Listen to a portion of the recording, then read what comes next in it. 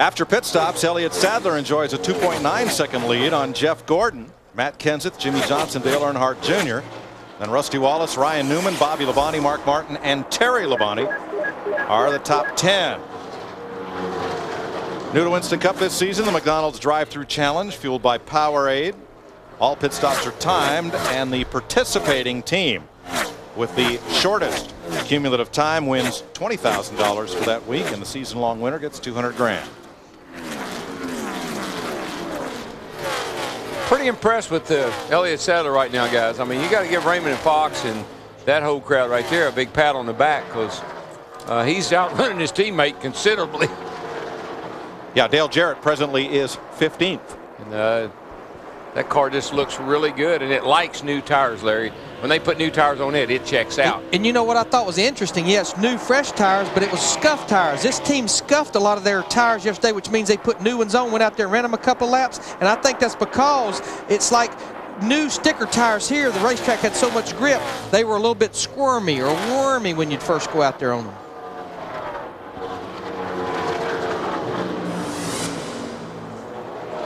Teammates Ryan Newman and Rusty Wallace, those two Dodges, trading 6th position as they go by Steve Park.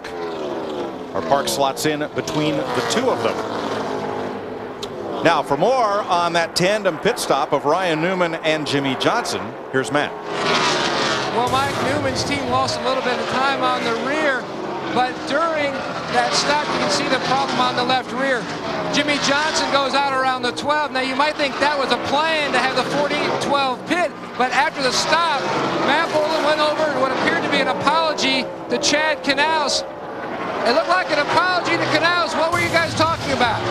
I kind of screwed him up. I told them we were coming in this lap, and I meant next lap. So they waited a lap to try and pick up a lap, and it didn't work out. I screwed him up. Mike? The way things ebb and flow, let's look at the pit summary with pit stops under the green flag for the first time today.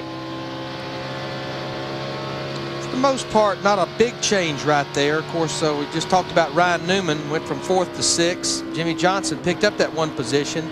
Elliott Sadler, though, you're talking about his car liking fresh tires. That pit crew did their job, beating Jeff Gordon in that group off pit road. I'll let you know what's going on. The 48 is about 5 cars ahead of you. At the next spot, you're 2 seconds over to 12.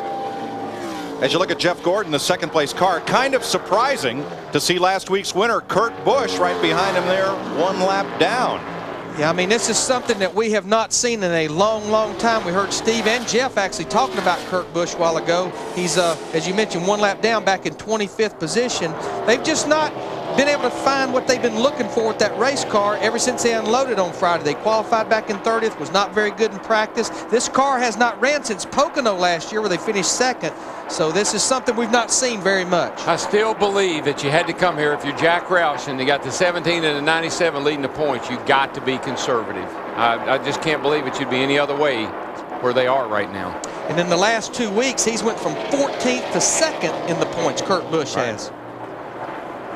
First place in this race is Elliott Sadler, now by 2.4 seconds. Steve?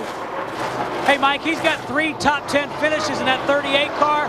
He has moved from Emporia, Virginia, where his family still lives, down to Charlotte, North Carolina, so he can be near the race shop. He goes to the shop every day, takes the guys out to lunch, and spends the majority of the day there. Not an infrequent visitor. He goes by the shop just about every day to work on that team chemistry. Well, you know what that means, Steve. 1 more fast boat on Lake Norman. And he likes Bon Jovi to go with it. What about his basketball team? I think USC, that would be the University of South Carolina. I don't think they fared too well, did they, DW? I don't want to talk about basketball. Uh-oh. That means UK is not doing good. They got beat. University of Kentucky. Didn't make it to the Final Four. I'm so disappointed. I think just about everybody's bracket has blown up at one time or another. Man, I don't know what happened in this tournament. Marquette just wiped them out. Dale Jarrett in 15th place. His teammate leads this race. Jarrett is about 22 seconds back of the lead. But Bogan's got hurt, you know, and that's their main guy, and I guess it hurt him more than I thought it was going to. You know, this is by far the best run that we've seen out of this 88 UPS group since they won at Rockingham. I mean, they have struggled ever since making it to victory lane, Jeannie. Absolutely. And about the only thing he has in common with Elliott Sadler today is that they are indeed teammates. I talked to Brad Parrott this morning. He said they have a completely different setup, and he changed every corner of the car. They came down here, tested, and they were real happy, but then during happy hour, none of it worked, so he had to go back to the drawing board this morning. Right now, the 88 car is saying he's too free in, not as free off as he would like it. They're still working on tightening up the car for him. And he's only about 7 seconds from going a lap down. Todd Bodine, the National Guard Ford, just ahead of leader Elliott Sadler. Todd, a threat to win yesterday in a topsy-turvy Busch Series race.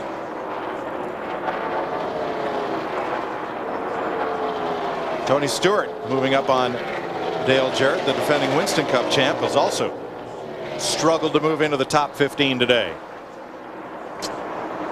You know, Jeff Green in the 30 car, ever since that last green flag pit stop, he's not been running like he was before they pitted out. Evidently, they've made some adjustment on that car, or it just don't like this set of tires. Yeah, well, if you change the air in the tires, you know, you're trying to help the car. You're taking into consideration what the driver's been telling you. You make an air pressure adjustment, and sometimes, again, at these high speeds, you just can't handle what they did to it.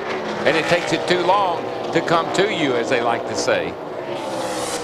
You're so uncomfortable waiting for the tire pressures to build and the car to get comfortable that you lose a lot of track position, a lot of track time.